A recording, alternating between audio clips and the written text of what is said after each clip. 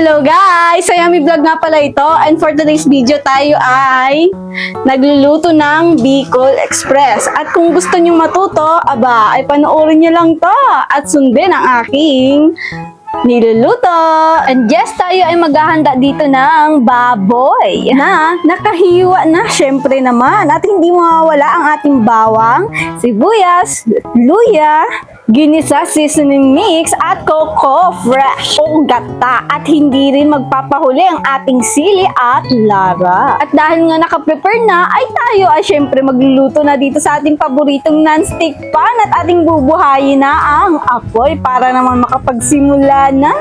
Hihintayin nga lang nating uminit ito at tayo ay maglalagay na dito ng mantika. Ay medyo nga naparami ang aking mantika dito, ay hala, babawasan ko na lang. Dahil nga sa panigurado ay talagang mas madami pang mantika ang lalabas sa baboy natin, kaya talagang magbabawas tayo. So, ayun na nga, first step nga natin, tayo ay magigisa muna nitong ating baboy at ating ang lulutuin ng maigi hanggang sa maganito na ang kulay. Itatabi nga lang natin ito sa bandang gilid dahil nga tayo ay magigisa na dito ng ating bawang, sibuyas at hindi lang yon, ang luya. At ating hahaluin na. At pagkatapos nga nating haluin ay tayo maglalagay muna dito ng kaunting asin na ating pampalabas ng lasa dito lang sa ating baboy. Sabay ito'y ating hahaluin muli upang kumalat naman ang ating asin na nilagay. Sabay tayo ay maglalagay dito ng paunang gata at syempre kaunti lang ating nilalagay ditong gata dahil hindi pa ito yung finish natin. Hahaluin nga natin ang hahaluin hanggang sa maluto at maganto na ang itsura.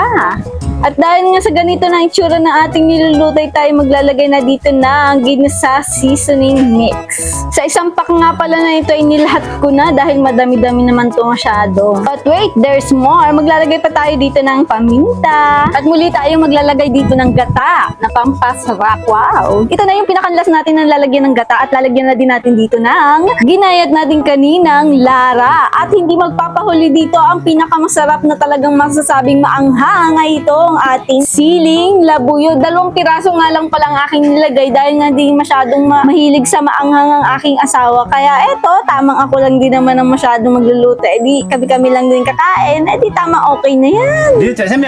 Ay dito nga po sa part na to ay tinawag ako ng aking asawa. Tingnan ko daw yung aking baby ko anong ginagawa. Ay naabutan ko nga pala ba, ang ganda ng higa. At sa Shalyn, kala mo naman ay talagang kinalat niya yung mga labahan naming mga kumot. Aba, ayos, ang sarap ng buhay ng baby ko at may pagkain pa talaga habang nakahiga. Ang ganda ng higa mo dyan, ha? But yes, way back time tayo sa ating pagluluto at ito na nga ang ating nangyari sa pagluluto natin itong ating Bicol Express. And yes, dahil sa tapos na ang ating niluluto, hindi mawawala ang ating patikim. Swak. Sakto sa anghang. Sakto din sa alat. Sarap!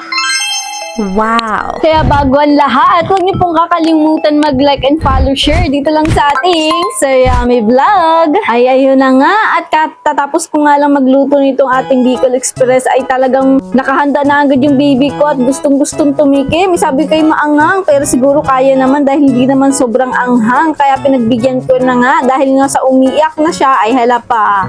Tingnan kung anong itsura mo pag kumain ka ng maanghang. Kaya kahit baga naman ako ay talagang napapatikim din at talagang panay ang aking kuha din. Kaya nakigaya din itong aking baby na to. At tingnan mo naman, hindi talaga siya naanghangan. But wait, there's more. Merong nainggit at talagang gusto din magpasubo. At ito nga nag-iinarte din siya. Parang kagaya sa anak niya.